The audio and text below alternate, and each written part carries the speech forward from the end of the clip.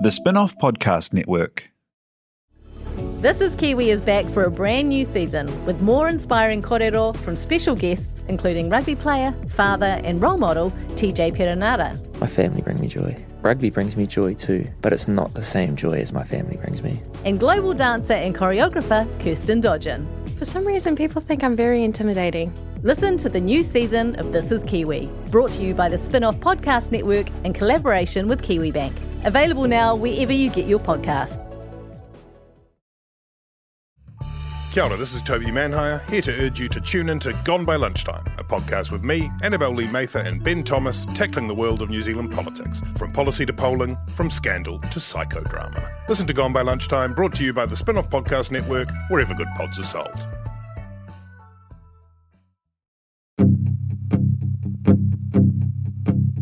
Kia ora and welcome to Lorde, Behind the Melodrama, a track-by-track podcast brought to you by the Spin-off and Spark about Lorde's new album, Melodrama. I'm your host, Henry Oliver, the music editor at the Spin-off, and over 2 afternoons in May, I sat in a boardroom in Auckland and talked to Lorde about the lyrics, songwriting and production of her new album. In this episode, we discussed the Louvre. So half of it is a guitar song. Yeah, kind of. You know, one of the things about Jack is that he's not only a pop producer, but he became known to the world as in a guitar band. Totally. That had an indebtedness to artists like Bruce Springsteen. For and sure. You've kind of, you know. Love Bruce. Read Bruce. Yep. There's part of that in there to me. Especially that. Dun, dun, dun, dun.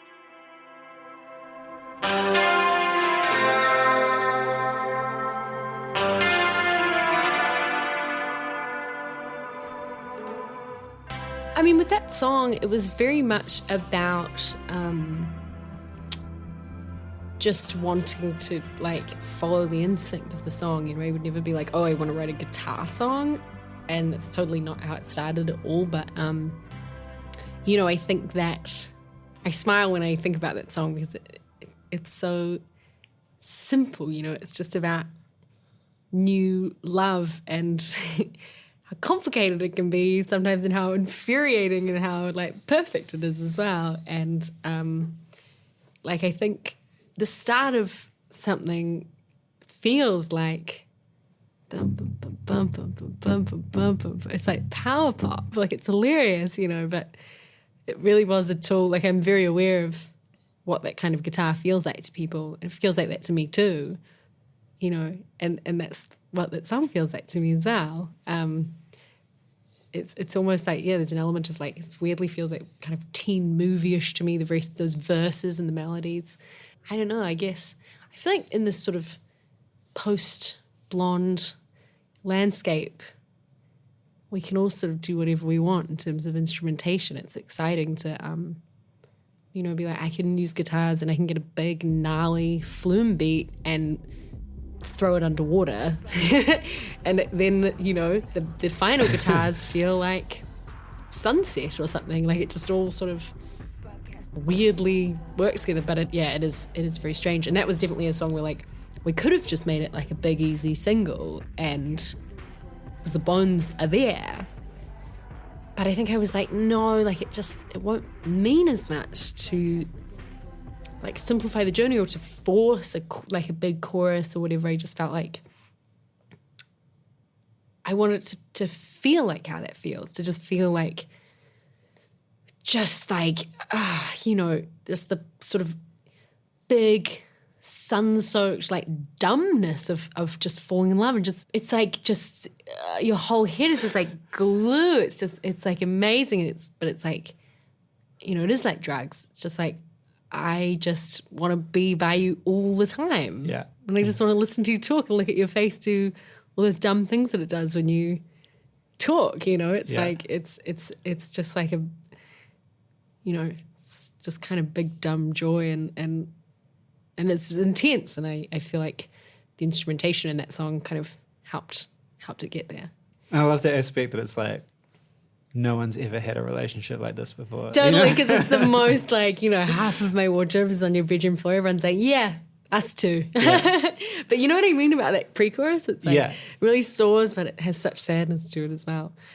Because I think when I wrote it, you know, there is an element of looking at yourself and going, Oh, I do fall so hard at the beginning, and you know, it leads into that knowledge that people are not black or white, and that it is all a bit more complicated, and you can love someone while they're sitting there letting you down, and like it's an element of self-sabotage, and you know, to have this like big naive voice kind of entering into the contract of love getting cut down, you know, just for a minute. That's it.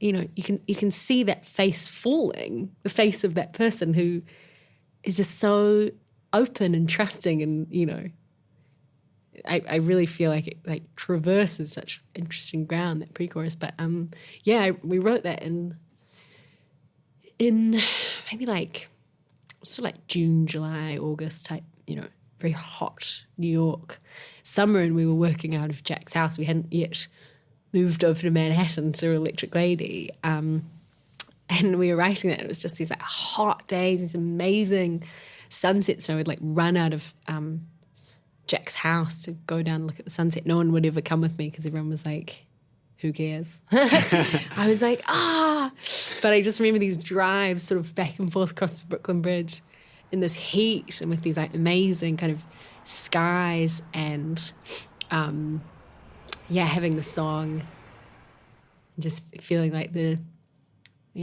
was being made at the right temperature, so to speak.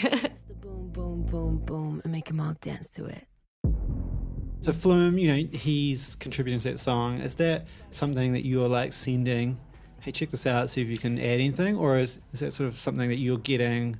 Whose inbox is it landing in? Is it landing in his, or is it landing in yours? Or? Well, Harley's a really good friend of mine, and we've known each other for years, since I was like 16 or something. I would go to his house in Sydney, and he would cook me dinner, and we've just always been really close. You know, he's one of my good friends in the industry. He's so sweet. He reminds me of the boys I went to high school with. He really is such a sweet boy, man, guy. He's just wonderful. I love him.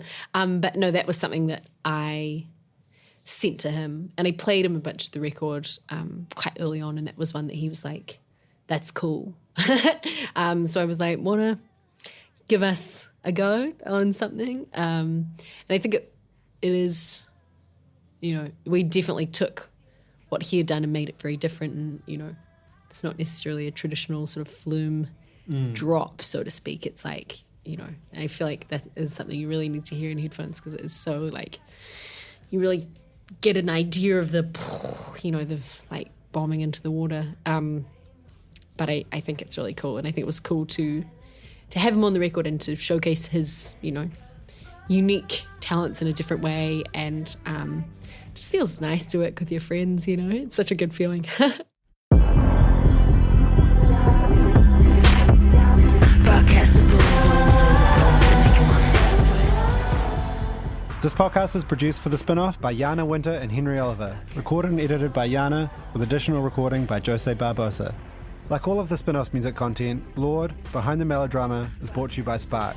Listen to all the music you love, including Melodrama, on Spotify Premium, free with all of Spark's pay monthly mobile plans. Find more Spinoff podcasts on iTunes or wherever else you get these things. For more from The Spinoff, go to thespinoff.co.nz.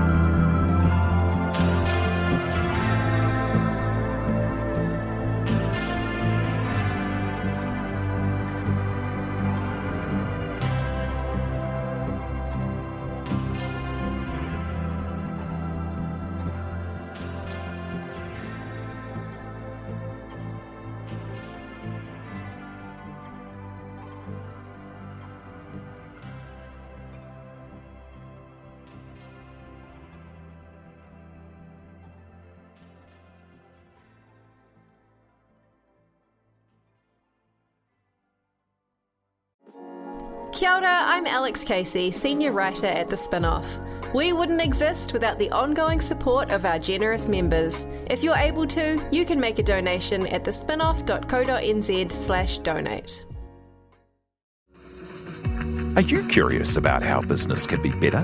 I'm Simon Pound, and I host Business is Boring, a podcast where I kōrero with some of the most interesting people in entrepreneurship, commerce, and making things happen. Tune in to Business is Boring every Tuesday, brought to you by the Spinoff Podcast Network in partnership with Spark Business Lab.